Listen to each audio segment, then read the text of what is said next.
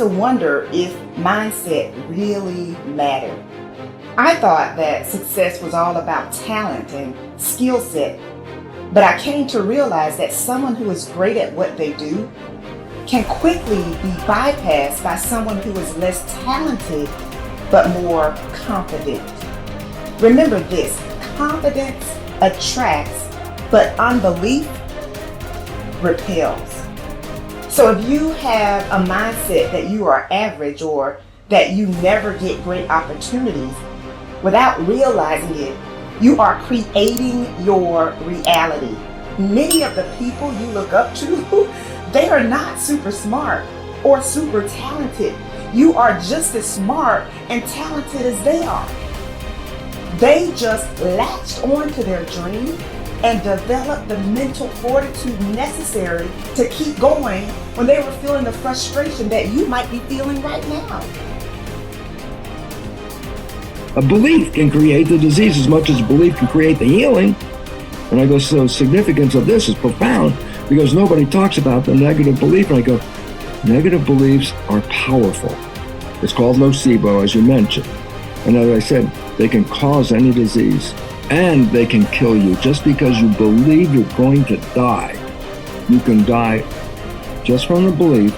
We always have to update our versions about reality because it's the only way that we adapt. Don't believe everything you've read or heard. It just may not be the truth. There's always a greater truth that you and I can begin to investigate. Surely someone in eternity has had similar problems as you and I, and they've gotten beyond it, yes or no? So study that person. You want to be wealthy? Study wealthy people. Don't just have some panacea that you're just going to get wealthy. Read about wealthy people and find out that they lost everything and failed miserably 20, 50 times.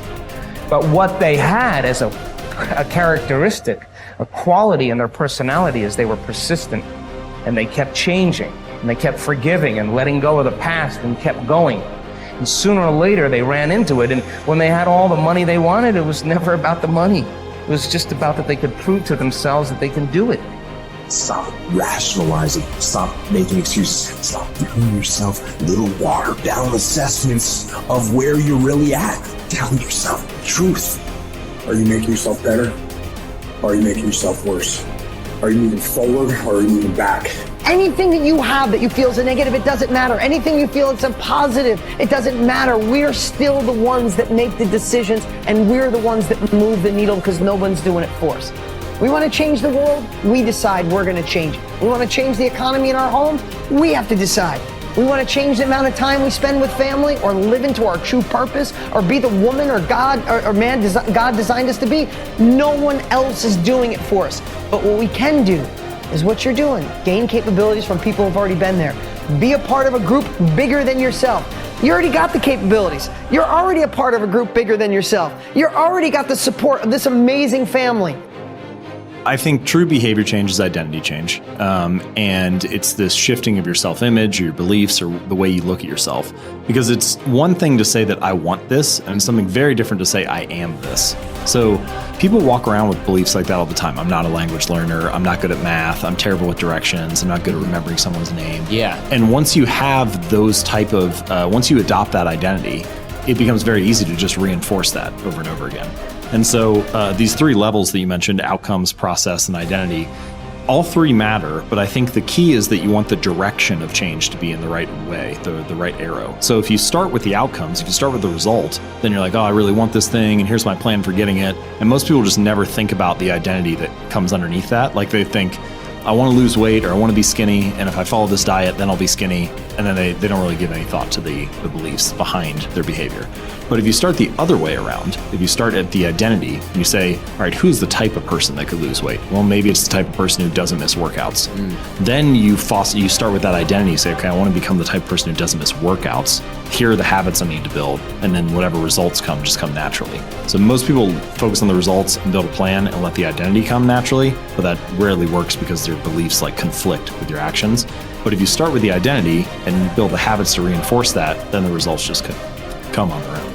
You are quite capable, and I don't even know what you earn, but I do know this. You can turn your annual income into a monthly income. You're very capable of doing that. Now, you may think that I'm exaggerating. You can't exaggerate when you start talking about the potential of a human being. Stop and take a look at the way we communicate today. I remember when I was a kid when I saw the first television set. If anybody had told me at that time it was black and white, it was snow, and somebody would appear on the screen and then they'd go away again. If somebody had said, listen, in your lifetime, you'll be able to put one on your wrist. Self-contained in living color. Somebody can shoot something going on the other side of the world. You can watch the Olympics on your wrist. You'd have thought they were right out of their mind, but all that's going on. In fact, that's nothing today compared to what we're capable of doing. You stick a little camera on our computer and look at the other person and talk to them anywhere in the world. Doesn't even cost you a nickel. Are we moving ahead? I think we're moving ahead at a rapid rate. But I'm going to tell you something. The people that are taking this there are not letting the paradigm stop them. And I don't want you to let the paradigm stop you. I want you to stop and think of where you're going and what you're doing. And when you go to break out of the paradigm, it's because you're using a bigger idea than what you're conditioned to. Now remember I said that conditioning is cause you to feel comfortable? It's only when you go to change the conditioning that you feel the discomfort.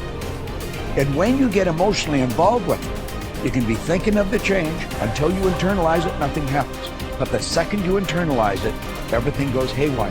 Why? You're dealing with the central nervous system. You're messing with the paradigm. You've heard the saying, habits die hard? Well, you put 1,000,000 of them together and see what happens. Yet it's like a wall, and you bounce off that wall, and you'll go back and live in your conformed or, state of bondage and justify why you should stay there. Don't let that happen. Absolutely refuse to let that happen. If you've got an inspiration to move, to quit your job, to start a business, whatever you want to do, step out and do it. I mentioned in another series that God's gift to us was more talent and ability than we'll ever hope to use in our lifetime.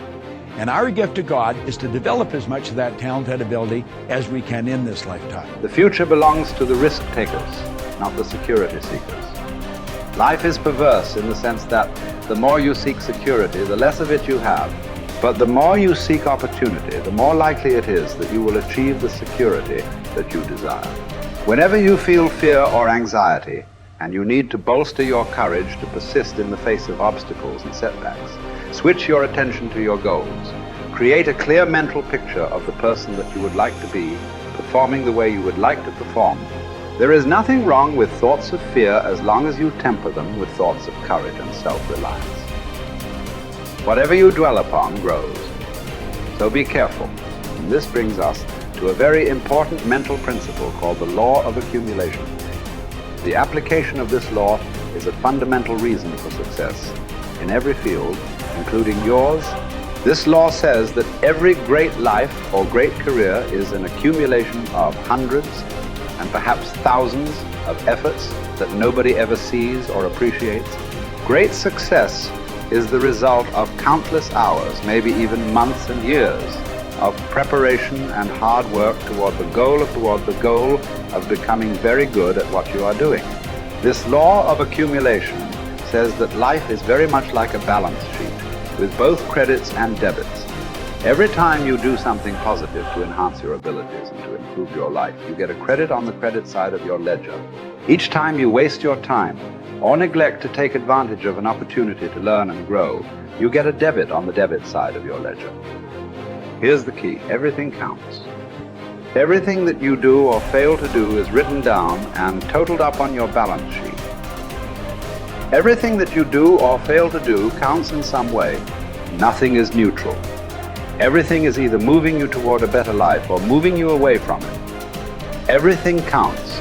A successful, happy, self-confident person is an individual who has consciously and deliberately built up a lot of credits on his or her balance sheet.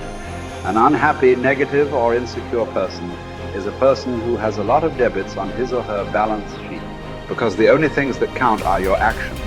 It seems that every positive and constructive action you engage in adds up and increases your levels of self-confidence and self-esteem. The law of incremental improvement, perhaps the most important corollary of the law of accumulation, is what is called the law of incremental improvement. This is really the law that explains how you move from wherever you are to the top of your field. This is the law that explains all great success in America or anywhere else in the world. This law simply states that a person becomes good at his or her chosen field by improving incrementally, continuously, over a long period of time.